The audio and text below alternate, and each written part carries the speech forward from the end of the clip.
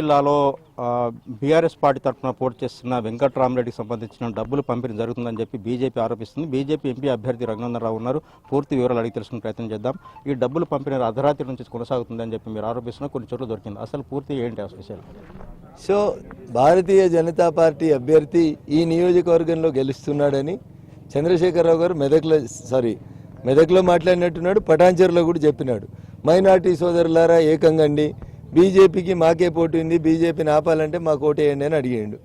అట్లా మొదలుపెట్టినటువంటి అన్ని ప్రయత్నాలు ముగిసిన తర్వాత ఒక్క మెదక్ పార్లమెంట్లోనే 17 పార్లమెంట్లలో ఎక్కడ కనీసం 2 అసెంబ్లీ కోలే చంద్రశేఖరరావు గారు. కానీ మెదక్ పార్లమెంట్లో 4 అసెంబ్లీలలో మీటింగ్ పెట్టిండు. మెదక్, నర్సాపూర్, పటాన్చెరు, సిద్దిపేట. అంటే వాళ్ళకి ఎంత భయం అవుతుందో ఒకసారి అర్థం చేసుకోండి. 7 అసెంబ్లీలు ఉంటే 4 అసెంబ్లీలలో కేసీఆర్ తోటి సభలు పెట్టించుకున్నారు. అయినా బీఆర్ఎస్ గెలుస్తలేదని కాంగ్రెస్తో చీకటి ఒప్పందానికి తెరలేపి పొంగులేటి శ్రీనివాసరెడ్డి అనేటువంటి మంత్రికి వెంకట్రామరెడ్డి వియ్యంకుడు కాబట్టి వారు చెప్పినారని నేను అనుకోవట్లేదు. కానీ పోలీస్ అధికారులు మాత్రం ఎందుకో అటువైపు చూడట్లేదు అనేది నా ఆరోపణ. కాంగ్రెస్ అధికారంలో ఉంది ఈ రాష్ట్రంలో, బీఆర్ఎస్ డబ్బులు పంపిణీ చేస్తుంది.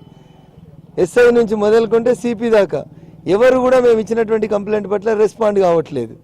ఇది దురదృష్టకరమైనటువంటి విషయం.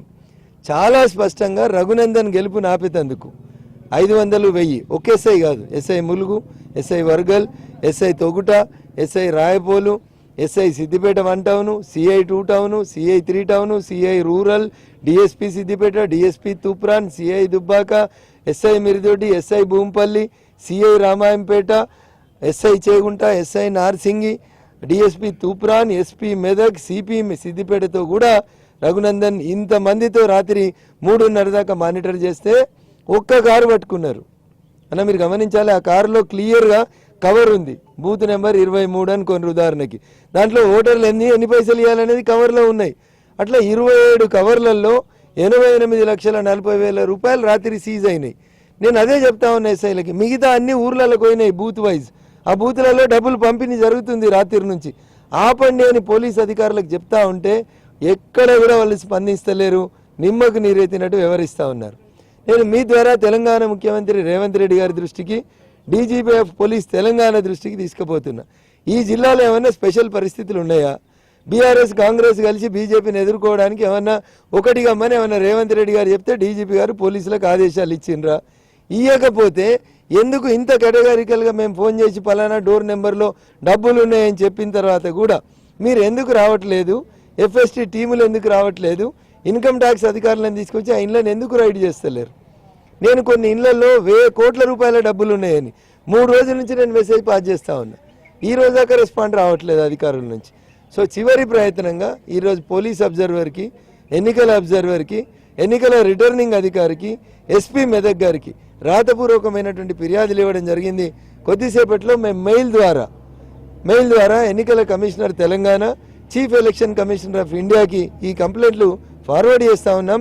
సంబంధిత అధికారుల పనితీరు, వారి అలసత్వం మీద తగు చర్యలు తీసుకోవాలని డిమాండ్ చేస్తాం. మీరు ఫామ్ హౌస్కు చాలా డబ్బులు వచ్చినాయి, కార్లు వచ్చినాయి అని చెప్తున్నారు. సీసీ ఫుటేజ్ కూడా బయట పెట్టాలంటున్నారు. నిజంగా ఎన్నికల కమిషన్ మీద మీకు నమ్మకం లేదా, లేకుంటే వాస్తవంగా జరుగుతున్న పరిణామాలు ఏంటి? ఎన్నికల కమిషన్ ఓన్లీ ఏజెన్సీ, అది గ్రౌండ్లో ఇంప్లిమెంట్ చేయాల్సింది పోలీసులు, రెవెన్యూ, కలెక్టర్లు చేయాలి. ఎస్ఐకి కంప్లైంట్ చేస్తే ఎస్ఐ రిప్లై ఇస్తలేడు, పోతలేడు. చేగుంట పోలీస్ స్టేషన్ నుంచి నిన్న రైడ్ చేయాల్సినటువంటి ఫామ్ హౌస్ 10 కిలోమీటర్ల దూరం ఉంటుంది. కంప్లైంట్ ఇచ్చిన 1:30 దాకా రారు.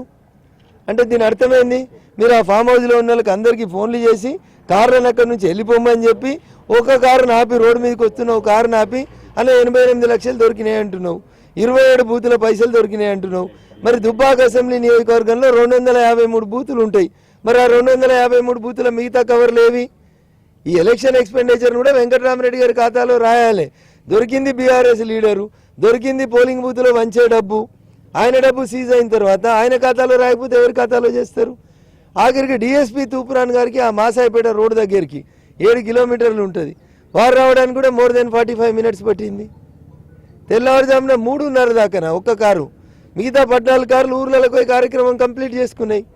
జనరల్ ఎలక్షన్స్లో దుబ్బాకలో ఇట్లే డబ్బులు పంచుతున్నారని చెప్పి నేను దుబ్బాక పోలీస్ స్టేషన్కి పోతే సిపి గారు వచ్చి నన్ను అక్కడ 4 గంటలు నిల్చోబెట్టి ఈ 4 గంటలలో ఊర్లలో మొత్తం పైసలు పంచి ఇచ్చింది.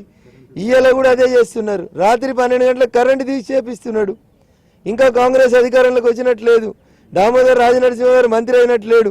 హరీష్ రావు చెప్పినట్టే ఈ జిల్లా ఆ జిల్లా ఈ జిల్లా 3 జిల్లాలలో పోలీసు అధికారులు పనిచేస్తూ ఉన్నారు.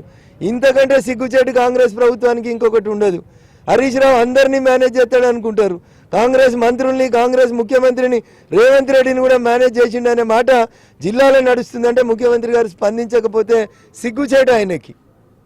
Thank you. చూడొచ్చు, నిజంగానే డబ్బు పంపిణీ, డబ్బు ప్రభావం కూడా కొనసాగుతుందని చెప్తున్నారు.